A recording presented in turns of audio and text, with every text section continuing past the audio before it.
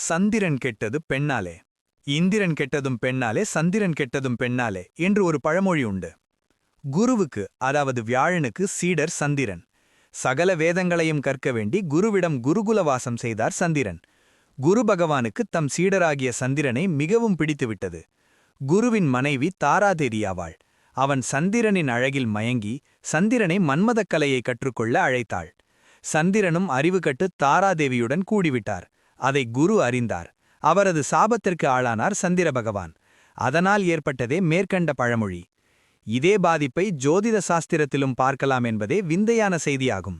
அதாவது, ஒருவர் சாதகத்தில் குருவும் சந்திரனும் கூடியிருந்தால் குரு சந்திர யோகம் ஏற்பட்டு அந்த ஜாதகரை உயர்வடையச் செய்யும். ஆனால் அதே குருவும் சந்திரனும் ஒரு ஜாதகத்தில் மனைவி ஸ்தானமான 7ஆம் இடத்தில் இருந்தால் குருவுக்கு தம் மனைவியுடன் சந்திரன் கள்ளத் தொடர்பு கொண்டது நினைவுக்கு வர அதற்கான பாதிப்பை காட்டிவிடுவாள். ஒருவரது ஜாதகத்தில் 7ஆம் இடத்தில் குருவும் சந்திரனும் இணைந்துவிட்டால் அந்த ஜாதகரின் திருமணம் குளறபடியாகும்.